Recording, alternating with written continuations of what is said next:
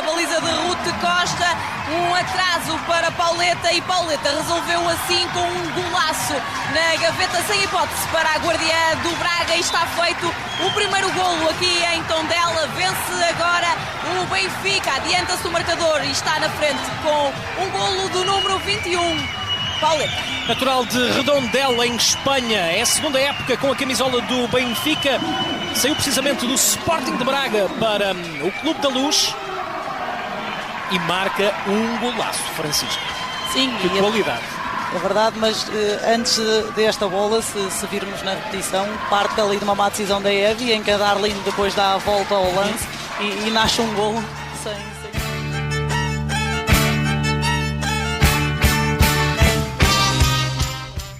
Paula Domínguez ou Pauleta para os amigos. O nome da española do Benfica xa non pasa desapercibido e no lanzamento do duelo da Champions frente ao Barcelona foi a portavoz da confianza encarnada. Esta é a miña quinta temporada nun proxecto que vin nacer. Pasamos de xogar na segunda división para competir polo terceiro ano consecutivo na Liga dos Campeóns. Somos unha equipa que creceu moito, que ten máis experiencia e que pode aliñar frente a cualquier rival, destacou.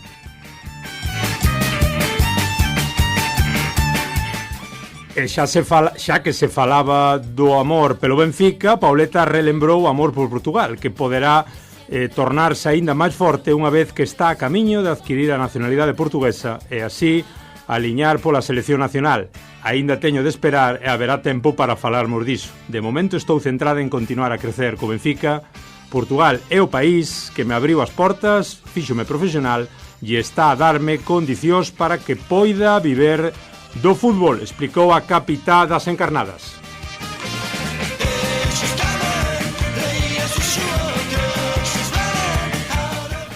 Isto é o que escribía o diario Record, o diario deportivo portugués Record.pt, baixo título Pauleta aborda naturalización. Portugal é o país que me abriu as portas. Esta noticia do 18 de outubro de 2022.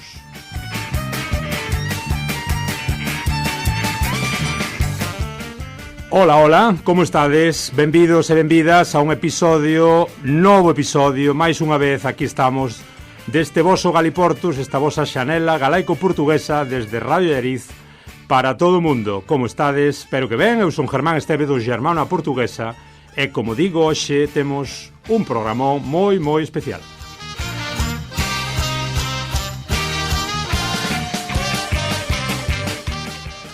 Porque despois de moito tempo atrás dela, sabemos da súa axenda e sabemos do complicado que é chegar a unha deportista profesional deste calibre. Por fin está aquí no Galiportus Paula Domínguez Encinas, natural de Redondela, a piques de facer 28 anos e xa a camiño de ser tamén unha lenda do Sport Lisboa e Benfica.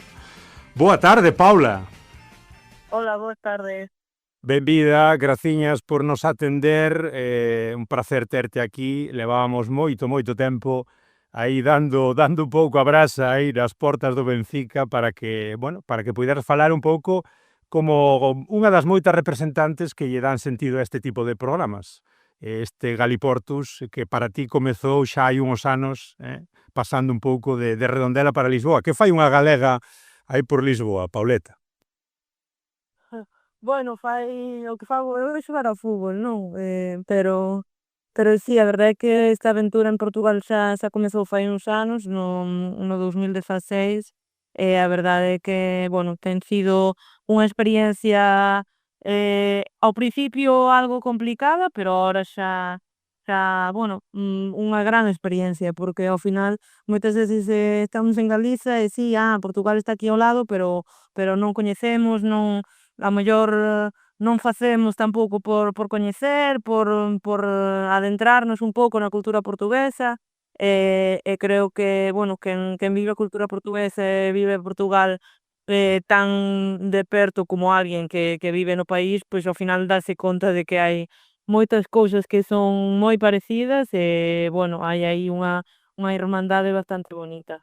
Agora vamos con todo iso, déixame arrancar cunha comparativa, non sei se che vai gustar, sabes que a finais do 19 e principios do século XX moitos galegos foron para Lisboa, moitos acabaron traballando de cargadores, de augadeiros, de mozos de recados. Aquí no Galiportus tamén falamos no noso Historia e Historias destas cousiñas dos galegos de Lisboa.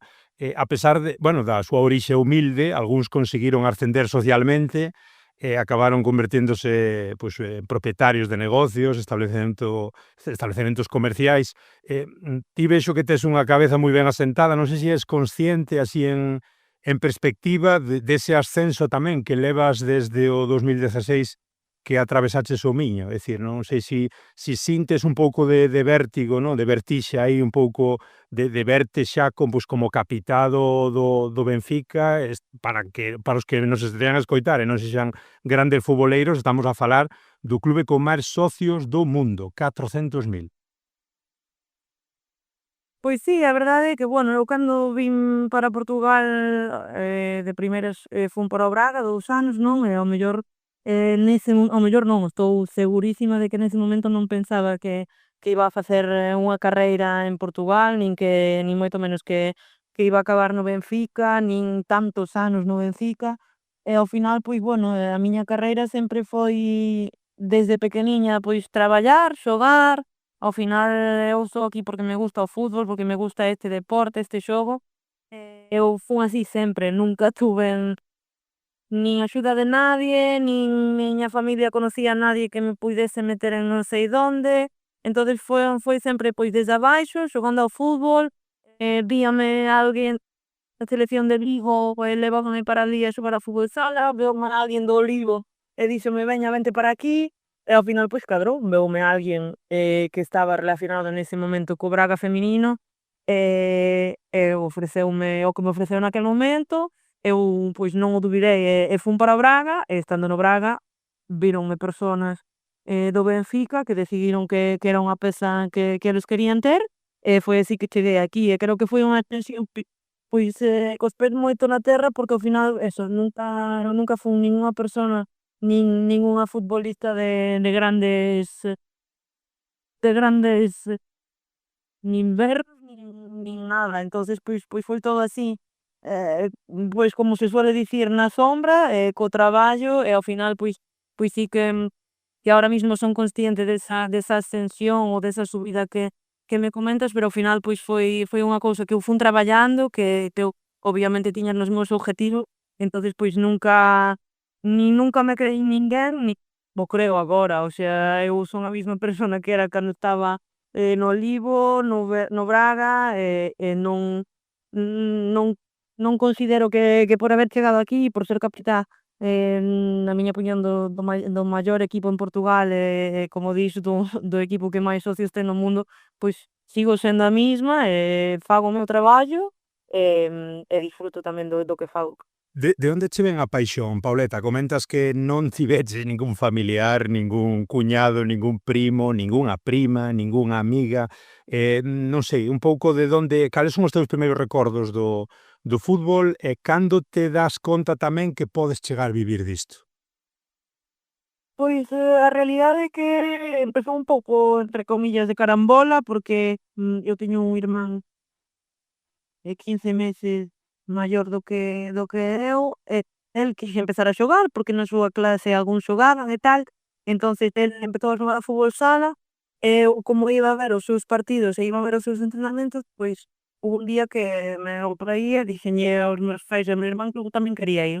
Apuntáronme, dase a casualidade de que pouco tempo despois o meu irmán deixou de xogar porque xa non lle gustaba, e eu seguín xogando, e a partir de aí pois foi unha paixón que naceu aí nese momento, de ver a meu irmán, bueno, a mellor de tanto tempo véndoo, pois de collelo así o gusanillo, e a partir de aí pois foi algo que xa nunca máis me separei dun balón. Isto foi pois máis ou menos con 5 ou 6 anos, e a realidade é que eso, bueno, a miña familia nunca foi nada futbolera, non había esa cultura nin esa nada, e a partir de que eu empecei a cociñar, entre comillas, esa paixón, pois empezouse a ver de fútbol na miña casa. Eu, claro, empecé a xogar, empecé a competir, era todas as semanas fútbol, todos os fines de semana torneo aquí, torneo alí, partido aquí, partido alá.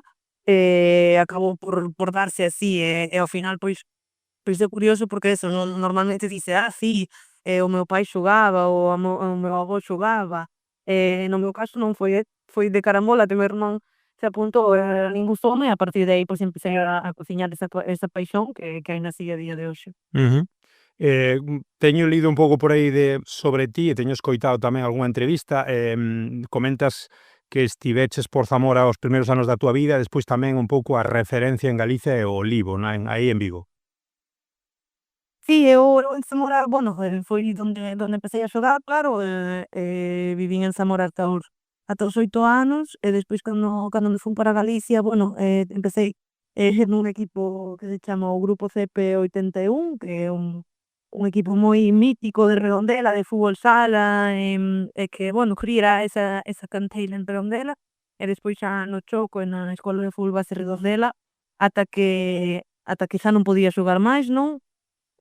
Con chicos, me fun para Olivo con 15 anos, en Olivo estuve con 14, 15 anos máis ou menos, en Olivo estuven ata os 18, 19, estuve neses 4 anos que, bueno, como dis, si que a referencia foi, non, porque neste momento xa non o é, moi ao noso pesar, pero, bueno, foi a referencia do fútbol feminino vigués durante moitos, moitos anos. Eu tuve a grande sorte de competir 4 anos, nese equipo, competir para intentar subir a primeira división. Os 4 anos, deses 4 anos, 3 ganamos a liga, 4 xogamos fase de ascenso e en ningunha conseguimos.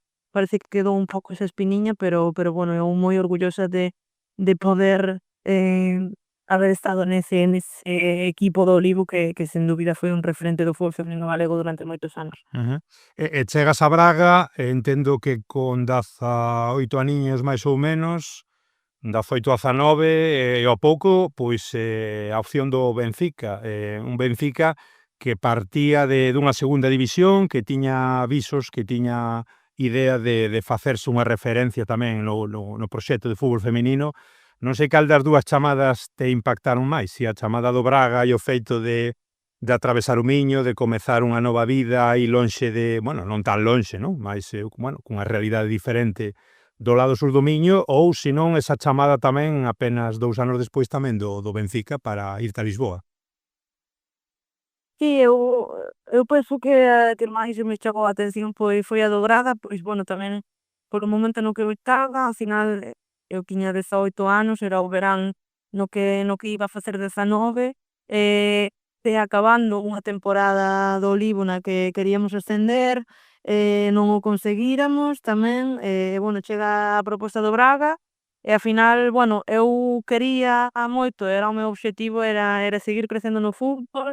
Eh, Considero que no Olivo durante os 4 anos que estuven crecín os 4 anos que estuven, pero bueno, sentía que eu necesitaba e quería moito dar un paso máis, crecer un pouquiño máis, subir o escalón para ver tamén, ata onde podía chegar eu. Nunca me planteei que fora en Portugal, pero bueno, chegou a proposta do Braga e as condicións que me ofrecían naquel momento eran moi boas, non só de contrato, etcétera, sino tamén todo o que propoñían era entrenar todos os días polas mañás, campo de herba natural, bueno, todo o que envolvía o entrenamiento, o fútbol, a preparación, era moi apetecible e eu quería eso para min, para crecer, para evoluir, para evolucionar e, bueno, acepteino e xusto 2 anos despois chega a proposta, do Benfica, que tamén me sorprendeu, pero, bueno, eu xa estaba, pois, dentro do fútbol feminino portugués, xa se empezaba a falar, xa se vía todo un pouco máis, bueno, súpose que o Benfica iba a comezar o proxecto e ao final, pois, quixeron contar comigo e eso, desde a segunda división, como ti dis, eso foi unha das cousas que a min me enamorou un pouquiño, que ao final o Benfica é un club que podería facilmente comprar a plaza de quen fose na primeira división, pero querían respeitar moito a quen intentaba subir e tamén a quen estaba na primeira intentando manterse, e eu que pasara 4 anos no Olivo intentando subir e non o conseguía, pois pareceume un xesto moi bonito da parte dun club que podería facilmente utilizar os cartos para eso, e parecíame respetar o xogo e o fútbol. Entonces, pois iso a verdade é que parece unha ironía, pero o feito de que empezaron na segunda división, en vez de facer mal, fixo entre comillas ben para que eu fose para alí, e bueno, é unha historia pois, por así dicilo, unha historia de amor que sigue hasta hoxe. Tivestes en segunda división algún paseo importante, algún 28-0, por exemplo, bueno, fostes crecendo continuamente, comentabas naqueles anos quero crecer e gañar títulos, e caramba, se conseguiches, son 15 títulos, penso, 5 ligas consecutivas despois daquele ascenso, 2 copas, 5 tazas da Liga, 3 supertazas e uns cuartos de final da Champions. Iso pódese considerar como un título ou non? Non, esperemos que o Benfica crezca tanto nos próximos anos que eses cuartos se queden pequenos. Sí que é un grande feito na historia do clube e na historia do fútbol feminino portugués, pero bueno, queremos máis, sempre máis, e non nos queremos quedar por aí. Está moi lonxe Barça, Lyon, Chelsea, como ves un pouco esa distancia, ese patamar, non? Ese escalón aí entre os grandes e vos? Bueno, están lonxe, a verdade é esa. Ademais son clubs que levan apostando durante moitos anos, e ao final eso, si vemos para o Benfica temos 8 anos de vida, e o Barça ten non sei cantos, e ao mellor o Barça, Claro. ao mellor non, estou segura de que o Barça con 8 anos de vida, si non calculo mal, eran nas épocas nas que chegou a levar 8-0 do Wolfsburgo, etcétera, como outros equipos que empezaban, non, a competir en Champions. Creo que hai unha distancia que hai que recorrer, e ahora mismo non é que os clubes grandes se tanquen, sino que eles siguen crecendo. Entonces, pois hai que intentar acompañalos cos nosos medios, co que temos e co que podemos facer, e traballar sempre moito e no límite para conseguir chegar a competir. Sabemos que son clubes moi grandes, que envolven tamén moita cousa e moito negocio ao seu redor, pero bueno, nós estamos aquí para xogar dentro das 4 liñas, e queremos sempre traballar para chegar deles. E a nivel de Liga Portuguesa, Pauleta, sen que sone a presunción nin un pouco non exaxero aí de dominación, mas digamos que tamén hai moita distancia entre os máis grandes. Penso que a nivel de fútbol femenino, Benfica, Sporting, Porto non hai, está o Braga aí máis ou menos como terceiro, non?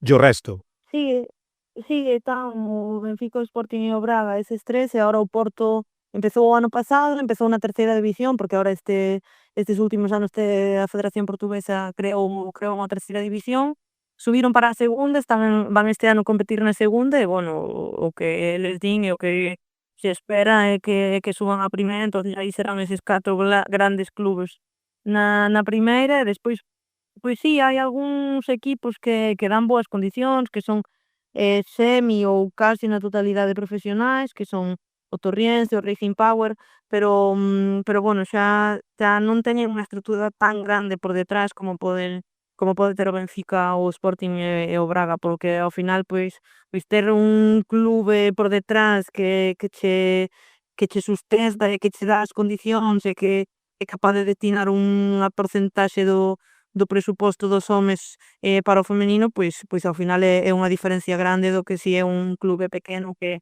xa ten presupostos reducidos para todo, canto máis solo para fútbol feminino. Pero bueno, cada vez máis se está intentando eso. A Federación tamén está facendo a súa parte para favorecer as inversións, para que haxa cada vez máis cartos que se podan gastar en isto, e cando falamos de cartos non falamos simplemente de contratos, sino as condicións que se lle dá ás xogadoras, aos corpos técnicos e demais, para que isto siga crecendo, e cada vez o fútbol que se xoga aquí sea mellor, e claro, as distancias entre uns e outros pois se reduzcan. Claro. Cal é o orzamento do Benfica femenino, Pauleta? Non xo sei nin dicir, sinceramente. Non teño nin idea. Pero, bueno, digamos que é unha boa cantidade de diñeiro, vamos. A ver, voume tirar, non sei se agora estes últimos anos subeu moito, pero rondaba 1 millón de euros, 1,5 millón. Non sei canto subeu, pero bueno, era por aí, podo dicir, isto sí que é unha cifra algo máis verídica, por exemplo, do Barça femininos, para facer unha comparación, era de 12 millóns de euros Claro. fai un ano ou 2 anos, e tamén seguramente siga subindo. Entonces, son valores tan diferentes que non se pode facer unha estimación de canto estará ahora, verdad, non tampouco é algo que pregunte moito. Xa. Bueno, agora vamos un pouco ca cuestión do fútbol feminino, dese crecemento. Déixame preguntarche a nivel particular, bueno, que supón, si te ves como líder, porque Luis Andrade, ex treinador teu, dicía no 2020 que tiñas ese perfil de capitán, non? Es unha líder dentro e fora do campo, só dentro, como te ven as compañeiras, como te sintes tú nese rol? Bueno, eu creo que ao final iso é algo que sale solo, non, entre comillas, creo que dentro do campo sí que me sale, facer, intentar, organizar, intentar tirar a xente para arriba, animar, xuntar o equipo, é un pouco ese rol máis de líder durante o partido, e demais. Creo que despois eu creo moito no ser líder co exemplo, non? E ao final eu son alguén estou 100% para o fútbol, 100% para o equipo, si teño que sacrificar calquer cousa de min polo equipo, sacrificaríao sin ningunha dúbida, sacrificaría, xa o sacrifiquei moitas veces, e creo que ao mellor se me ve como esa figura de líder por esa personalidade que teño de asumir, que hai un ben maior que o ben do equipo en primeiro lugar, do clube no xeral, é un pouco por aí. Creo que si as persoas me ven como líder é por eso, e porque estou sempre con esa mentalidade de compromiso, de sacrificio, de dalo todo por quen está ao noso lado, e ao final, non me considero unha líder que sea destas profetas que se pon con discursos e con cousas. Eu son máis polos feitos e polo que fago, polo que sinto e bueno, polo que levo facendo tamén durante todos estes anos no Benfica. Mais tócache algunha vez aí no vestiario decir 4 palabriñas ou non? Sí, eso tamén, a verdade é que non cando hai que apertar tampouco non me escondo, porque ao final, eu tamén son bastante exigente e bastante rigurosa no que toca dentro do vestuario, dentro do campo que se fai, e ao final, eu son das que si vexo que algo está mal ou que algo non se está facendo como se debe facer, sea deportivo en xogo, sea en termos de disciplina, digo, e bueno, que considero que o fago sempre con todo o respeto, considero que por eso tamén teño o respeto da xente, porque se poden facer as cousas e se pode apertar as tuercas sin ferir a ninguén, polo ben, como dixen antes, polo ben do grupo. Temos ouvintes, aquí no Galiportus dásenos por falar un día de literatura transfronteiriza, outro día de eventos, outro día de música, outro día de cultura, hoxe de deporte. Contalle a esa xente que non ten moita idea do que significa ser unha futbolista profesional, como é o teu día a día, máis ou menos aí dunha maneira esquemática, Pauleta. Bueno, a verdade é que basicamente empezamos o día pola mañán, como de obvio, non? Temos que presentarnos no clube cerca das 8:45, 9, máis ou menos, para, bueno, coller a roupa, as cousas, vestirnos, prepararnos, ir a desayunar todas xuntas, despois quen ten que facer fisio fai fisio, media horiña despois máis ou menos do desayuno, dedicada para esa parte da fisio quen ten que facer, para quen non ten fai un pouco o que lle fai falta, alongamentos, mobilidade ou algunha cousa desas. Despois temos vídeo barra reunión, cando temos que facer algún vídeo de análise nosa do adversario, faise o vídeo, senón simplemente reunión co corpo técnico e todas as xogadoras. Despois temos un tempiño de gimnasio no que facemos a activación para o campo, despois vamos para o campo cerca de 1 hora e media ou casi 2 horas, o que xa van dar máis ou menos ás 12:30. Despois deso do campo temos os métodos de recuperación que o staff ten nese día, ou facer baño de hielo, facer bicicleta ou facer simplemente masaje co fisio. e despois comida, depende do día ou te vas para casa ou non. Si é día no que tes a tarde libre te vas para casa, si é día no que tes biliario, que chamamos aquí, que é doble entreno, doble sesión, quedas ali para facer a doble sesión, e si tes algún tratamento que facer, algún tipo de molestia, algún tipo de lesión, pois te quedas aí despois de comer para facer a fisio máis extensiva, por así dicilo. No teu caso, discúlpame, Pauleta, aí hai que sinalar 2 lesións graves no último ano e medio, prácticamente, non? Sí, bueno, un pouco máis de tempo, nos últimos 2 anos. 2 anos. 2 cruzados, sí, o primeiro cruzado foi en abril de 2023, volvín a xogar en febreiro de 2024, lesioneime en outubro de 2025. Eh, vai máis ou menos a dar por aí, por esas fechas. Esta temporada prácticamente en branco, non? Sí, empecé a xogar, bueno, xoguei creo que 7 ou non, 9 partidos, non estou segura, bueno, empecé a xogar en setembro, como tiñamos Champions e demais, xoguei en miércoles, domingo, entonces por aí 9 partidos, si non me equivoco, e o 5 de outubro rómpome o cruzado da perna dereita, e ata agora, claro. E con vistas a comezar a temporada aí con forza, unha renovación tamén que tes aí por riba da mesa ata 2027, que supoño tamén é unha, bueno, pois unha aposta interesante aí do clube por darche confianza.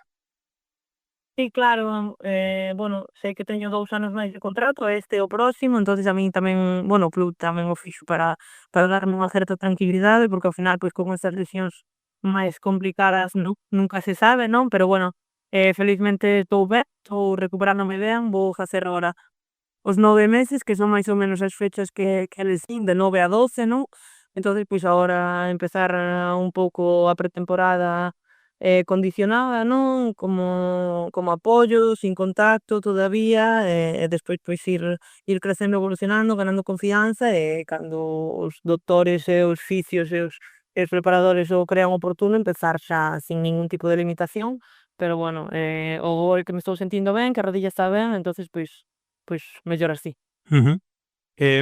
Evidentemente, teño que preguntarche pola evolución do fútbol feminino que ti viviches desde dentro.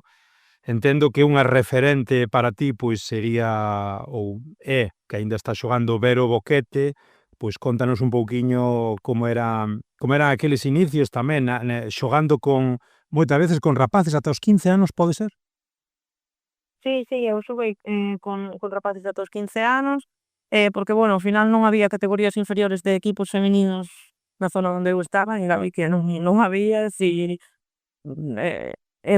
non había en Vigo moitos talentos en outros sitios, non? Porque ao final nese momento era tamén o foco do fútbol feminino en Galicia, e ao final, pois si, ata os 15 con rapaces, despois empecé no Olivo xa con seniors, entonces foi un salto bastante grande, bueno, eu iba desde os 12 anos ou así sempre a ver o Olivo, entonces tiña como entre comillas esas referentes que xogaban no Olivo, que chegaron a estar un ano, perdón, na primeira división, naquel momento chamábase Superliga todavía, e nada, había esas poucas referentes que eu conocía pois por ter o Olivo cerca e ir a velas, e despois, claro, como dis, Vero Boquete, que ao final pois é a galega que máis mundo recorreu, que máis deu que falar, que mellor xogou, na miña opinión, a mellor xogadora galega da historia, por non dicir casi a española da historia.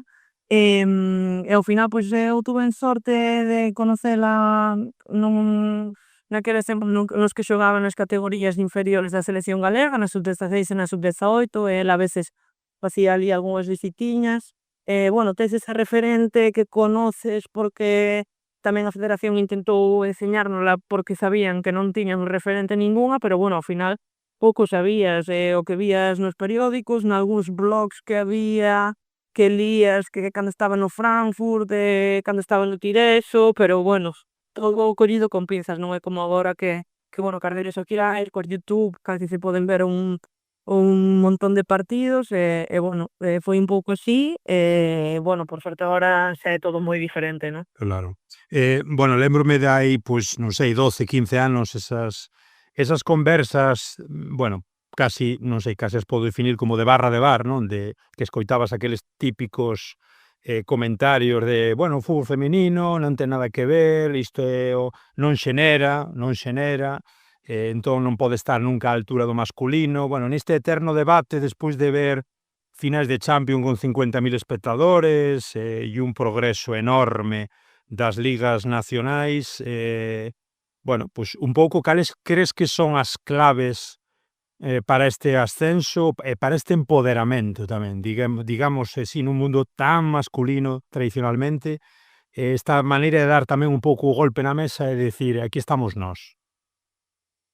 Bueno, penso que moito pasa pola nosa mentalidade, que cambiamos aí un pouco o chip de querer e de querer facer ben e de querer seguir crecendo. Non quero dicir que as xeracións moi anteriores se conformaran co que tiñan, pero creo que a medida que a cultura e o mundo no xeral iba evolucionando, nós íbamos sentindo, e bueno, as xeracións que me antecederon a min xa o facían, porque bueno, hubo xeracións anteriores que xa empezaron con ese cambio, pero bueno, empezaron a ver que había un espacio para nós, que había posibilidade de facelo, que tiñamos que batallar moito, pero que había posibilidade de facelo, porque bueno, infelizmente nos primeiros tempos do fútbol femenino sí que casi nin había posibilidade de facelo.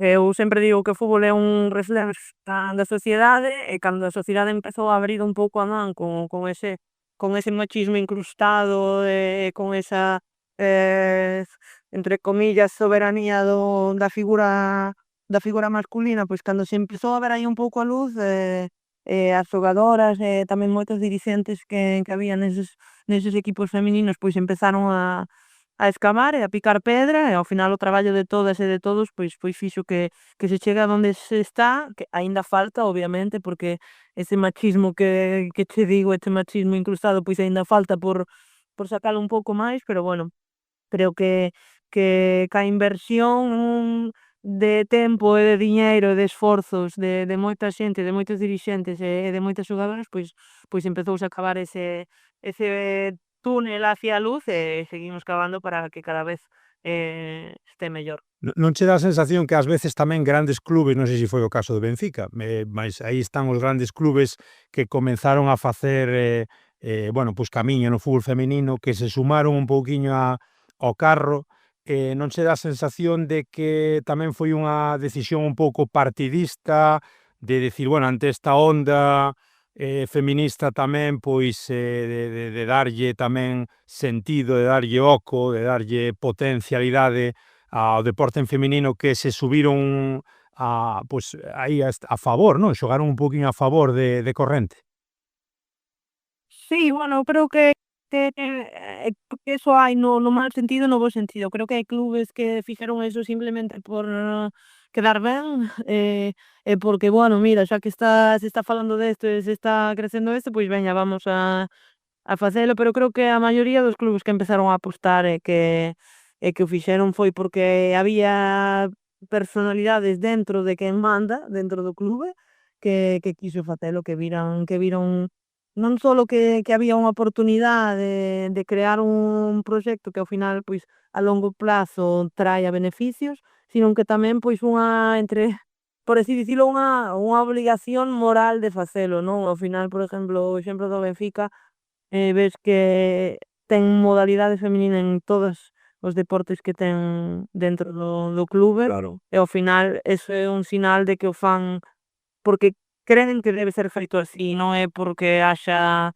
unha onda ou algo que lles diga que é feito. Creo que hai xente dentro do club, e xente que manda dentro do club, que cree de verdade que homes e mulleres teñen que ter os mesmos dereitos para xogar o deporte que queiran, e ao final é unha cuestión xa non de darlle isto ou aquelo ao xogador ou á xogadora, é simplemente de darlle a oportunidade a tanto as mulleres como aos homes de xogar este deporte, de facer as cousas, de crecer, de evolucionar e, pois, por así dicilo, a ver a donde chegas. E ao final, pois no caso do noso fútbol femenino foi un pouco así. Creas un proxecto porque consideras que o Benfica como clube ten que ter unha sección feminina, vamos a apostar, vos a dar condicións de entrenamiento, de preparación, de nutrición, de descanso, e vamos. E ao final, pois, o que se ve non só no Benfica, sino en moitos outros equipos, é que a muller acaba por dar a resposta. O Barça foi igual, veña, vamos con isto, vamos a invertir, vamos vos a dar boas condicións, etcétera. O Barça empezou a crecer, acabou por volverse o mellor equipo do mundo. É un pouco por aí, creo que ao final, pois, a mente da xente cambia, felizmente a mente da xente evoluciona, e cando hai dirixentes dentro dos clubes que creen realmente no que está pasando e no que se ten que facer, que é dar oportunidades tanto a mulleres como a homes, pois acaban habendo proxectos de éxito. E por outro lado, en equipos ou clubes nos que se fai a cousa un pouco porque hai que facela ou porque se fala moito iso e non sei que, hai que facelo, acaba por verse que ao mellor non dan os resultados que deberían dar si que crease unha sección feminina realmente co querer e co creer realmente na capacidade das futbolistas. Tes unhas declaracións no Récord en 2020 moi interesantes, xa acabo un pouquiño con este bloque. Os rapaces, comentabas, a partir da sub-19 dos equipos B, pensan que non é preciso evoluir, non? Moito máis. As mulleres pensan diferente, estudamos en canto xogamos, penso que estabas aí con químicas tamén, ese apunte, porque o que vamos gañar durante a nosa carreira non dará máis que para 2 anos. Este é unha bomba de realidade. É dicir, non sei se 5 anos despois continúas reflexionando sobre esta cuestión. Sí, eu sigo creendo o mismo, creo que nos temos a perfecta noción de que non vamos a gañar unha millonada, por así dicilo, e ao final, pois, a realidade é esa, e ao final hai xogadoras que empezan a cobrar máis, clubs que empezan a dar máis cartos, que hai pois máis xogadoras que ganan tamén por dereitos de imaxe, por colaboracións con X tipo de marcas, e hai esa torate de xogadoras que ao mellor vai poder facer unha carreira, o sea, unha vida cos cartos que ganou durante estes anos, pero eso é que me arriesgo a dicir un 10% do total, está sendo bastante xeneroso. E creo que nos homes é moi diferente, nos homes os homes saben que ao pouco arriba que chegue no fútbol profesional vas a conseguir facer cartos, e ao final, pois, si un rapaz de 18 ou 19 anos empeza a ver que vai a conseguir ter un futuro nun segunda división, nun primeira división aí medio que ascender, descender, si empeza a ver que vai a ter futuro aí, vai a dicir, pa que quero eu labrarme aquí un plan B ou unha segunda vía por si algún día cando se acabe o fútbol non teño cartos, déixame vivir a miña vida e ser millonario, non? E creo que eso ten a súa parte mala nos homes e a parte boa nas mulleres, porque eso, nos temos noción do que somos, do que temos, do que vamos a ter e do que temos que facer.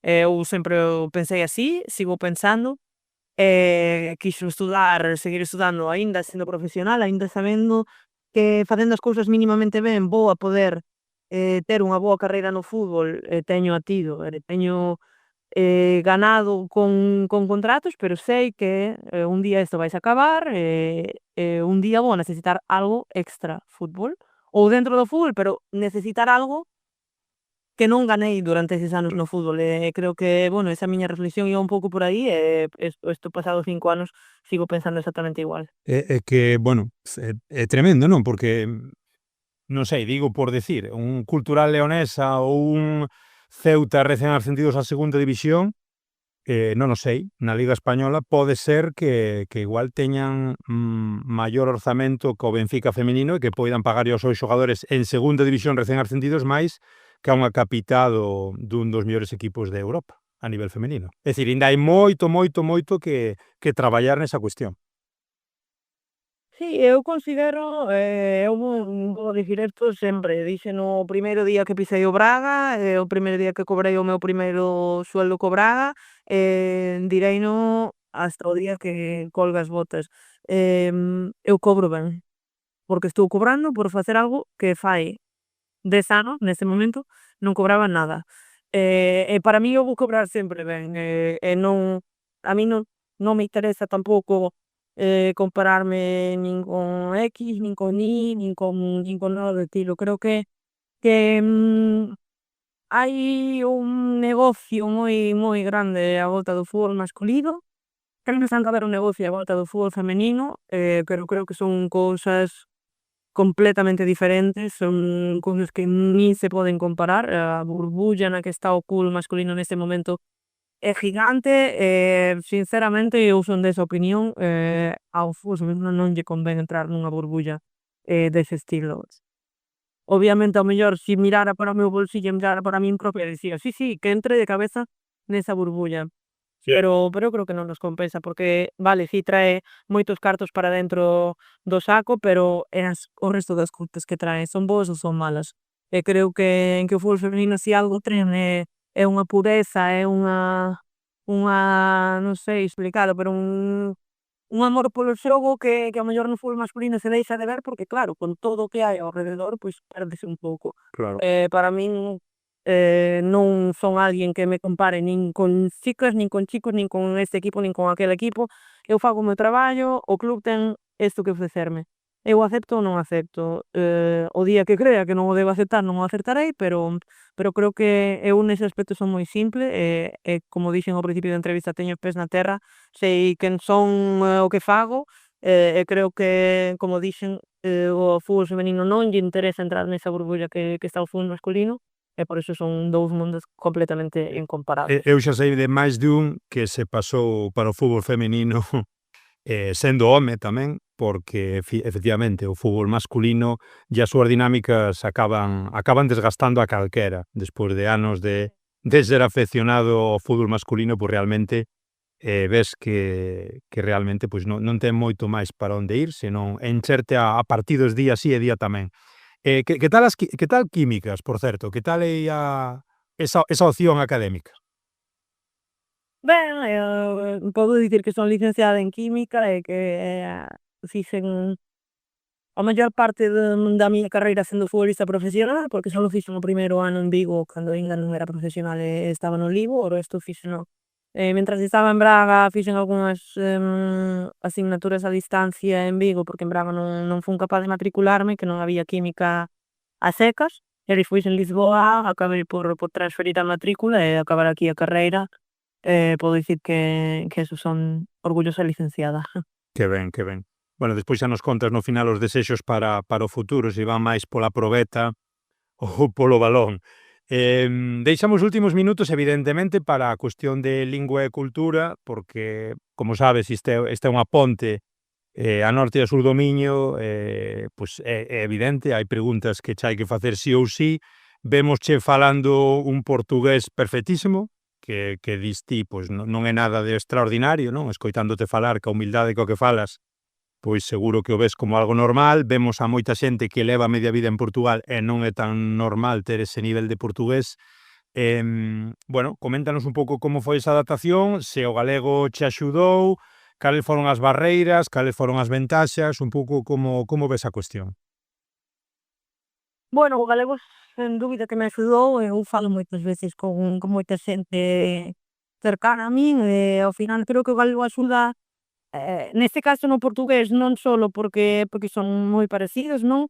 Pero eu creo que estar habituado desde pequeno a ter dúas linguas, como é o caso da xente galega que ten o castelán e o galego, eu creo que o cerebro acaba por ter ali unha, non sei como chamalo, non sei se é unha palabra técnica para dicilo, pero Dualidade. unha flexibilidade, non?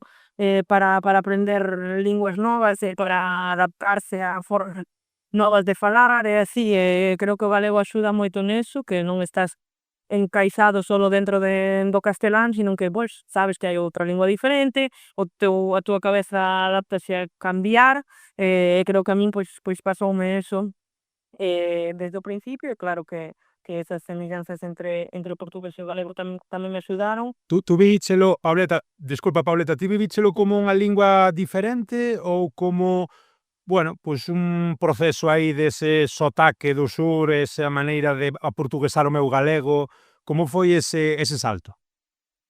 Pois ao principio sí que o notei como vou medio cambiar o meu galego, intentar parecerme un pouco a eles e listo, os meus primeiros anos en Braga sí que foron así, foron un pouco, pois voume adaptando e sí que vou cambiando as palabras que son máis diferentes, pero bueno, falo así un galego medio tal e listo. Despois cando me vin para Lisboa, pois xa foi un pouco diferente porque, bueno, entrei na universidade, tamén dixen, bueno, isto non é temporal, vou estar en Portugal bastantes anos, non, pola aposta que fixen tamén no Benfica, e xa que non é algo temporal, pois vou aprender o portugués de verdad. E foi aí que empecei a dicir: "Ok, vamos alá con esta lingua diferente que non é un galego medio remixeado", e foi así, e a verdade é que, bueno, eu falo galego no meu día a día, e falo portugués no meu día a día tamén, o sea, non se creou aí unha mestura extraña, non, e ao final, pois a facultade tamén me axudou, por así dicilo, porque foron momentos complicados, non, porque ao final aquí quen estaba matriculado en Erasmus sí que podía facer todo en inglés, pero se non era todo portugués, entonces eu estuven aí batallando nos relatorios dos do laboratorio e demais, tiña que escribir moito en portugués, Claro. pero bueno, por sorte, pois axudoume a ahora ter un bo portugués, e falar portugués sin ningún problema. Continúanche a dicir a señora do norte ou xa tes ese sotaque tan lisboeta, tan auténtico que xa... Verdade é que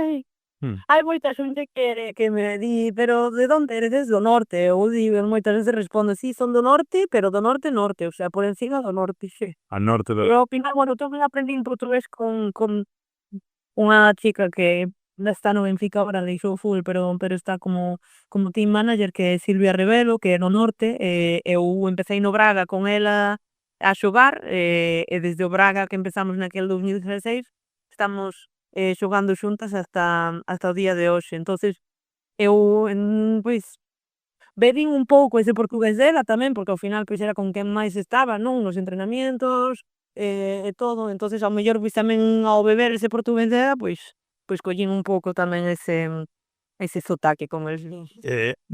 Paula, cansa un pouco sempre andar a explicar isto de ser galego en Portugal, non sei, como ves un pouco a cuestión despois destes anos todos? Trátante máis como española simplemente ou como galega? Fan esa diferenciación e como o levas ti? Porque digo, porque hai xente que tamén non quere andar traballando nesta cuestión e déixase ir.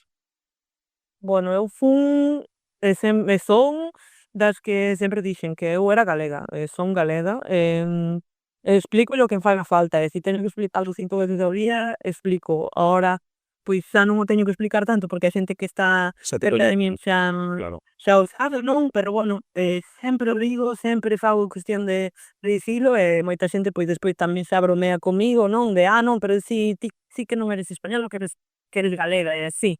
Reímonos, non? Pero ao final eu digo un pouco de broma, pero despois acabas explicando sempre o mismo, que é o que eu sinto, eu isto sinto como eu, persona, despois pode haber xente que sexa diferente, claro, pero eu sinto que non somos diferentes. Eu cada vez que estou en Galiza, salo de Galiza para o centro de España, sinto que estou nun sitio diferente, e sinto que trato con persoas diferentes, entonces por eso digo sempre que son galega, porque son de Galiza, e non é por levalo ao lado malo, pero bueno, eu síntome así, e a xente de aquí quero explicarllo así. De feito, hai moita xente que vai a Galiza a facer cousas, ou viaxes, ou o que sea, tamén algúns negocios, algunha xente de aquí, e din moito, e din: "Jolines, sí que sodes diferentes". E sí que sinto que estou na Galiza e non estou, non vou dicir ningunha comunidade para que non nadie se sinta mal, pero bueno, é por aí. Eu son orgullosa galega, e direno e repetireno as veces que faga falta, e explícollo a quen faga falta, pero bueno, son así, e gústame tamén que a xente de aquí o entenda, e si poden vivilo e experiencialo, pois mellor aínda. Os galegos de Lisboa do 19 e do 20 estarían orgullosos das túas palabras.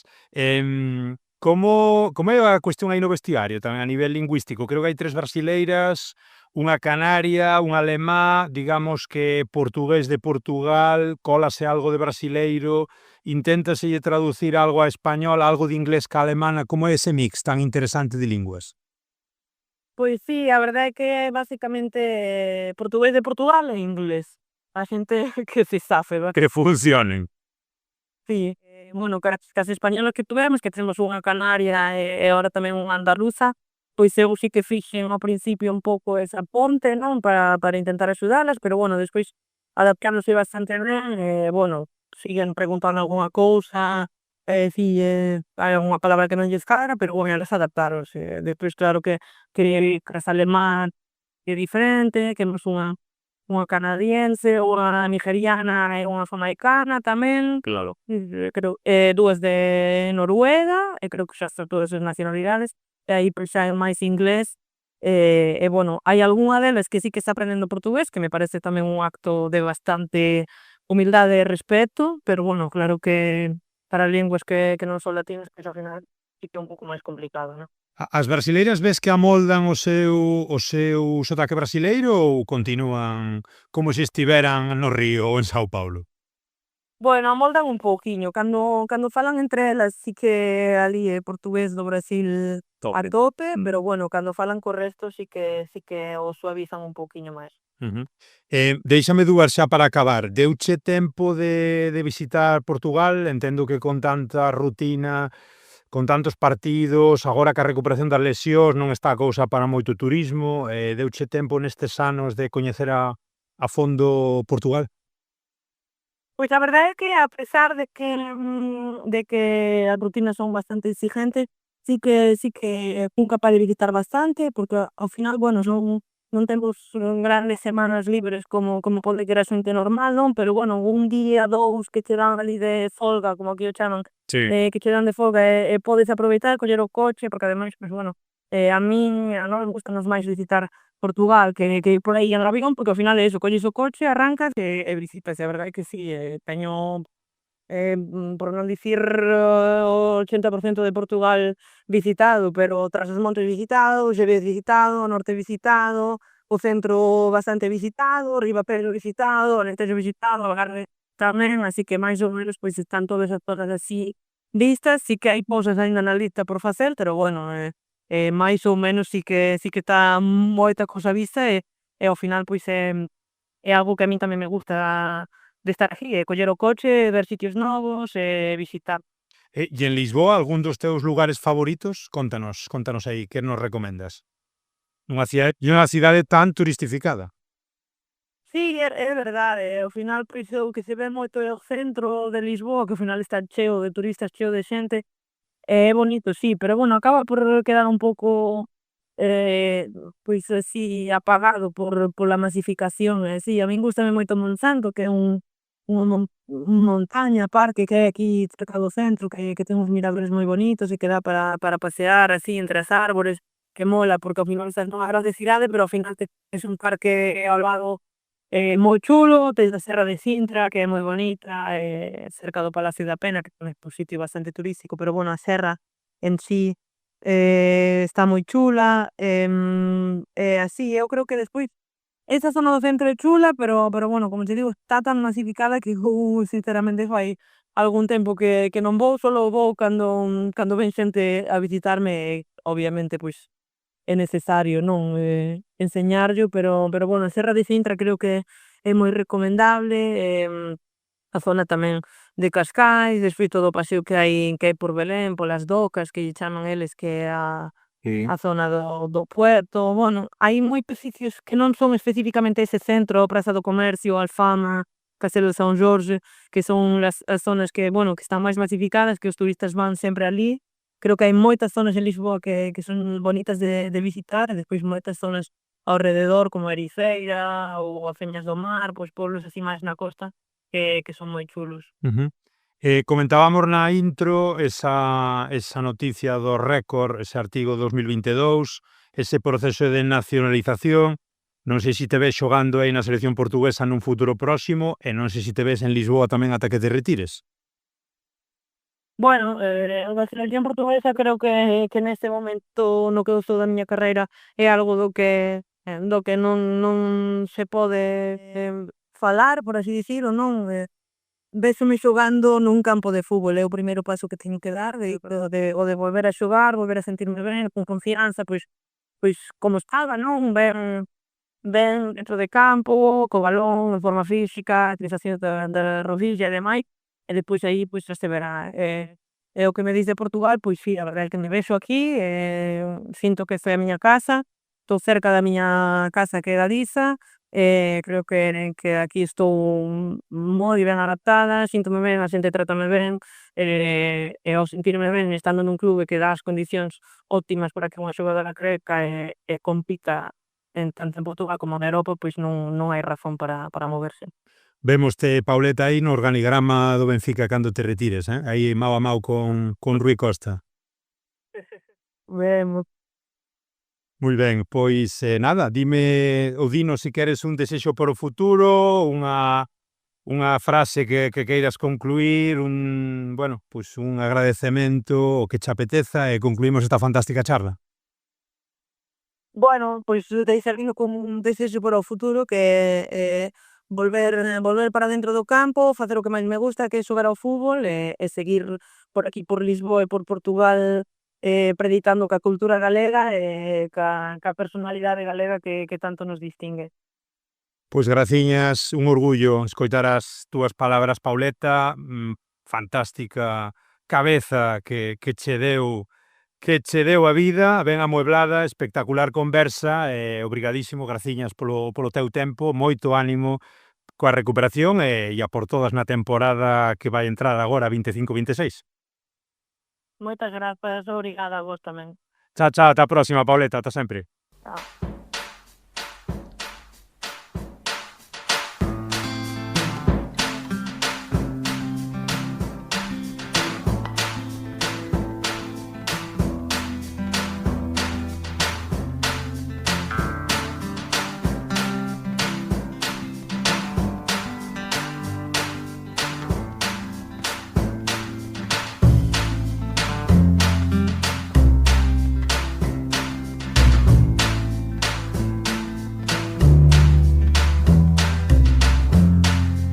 Escoito Galiportos cada semana en Radio Illariz 107.2 de FM os sábados de 12 a 1 e redifusión sábados ás 10 da noite e luns ás 6 da tarde. Tamén na súa emisión online e nas emisoras da Coac FM Coruña. Se prefires, tesnos nas plataformas en iVoox, Spotify, Apple Podcast, Podgalego, Deezer e tamén no YouTube. E non esquezas seguirnos nas redes e enviarnos calquera dúbida, proposta ou queixa a galiportuspodcast@gmail.com.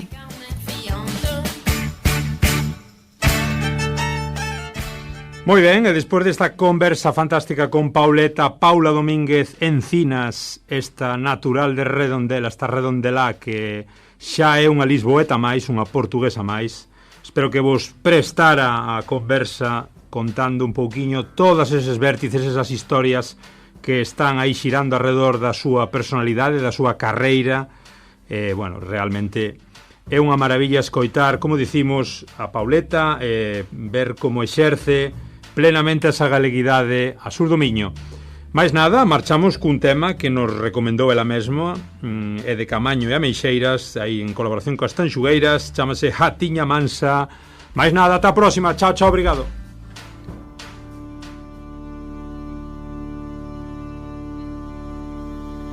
Casa miña, nena, casa, se non has quedar baleira, traerei sete ervas para que teñas quen te queira, para que te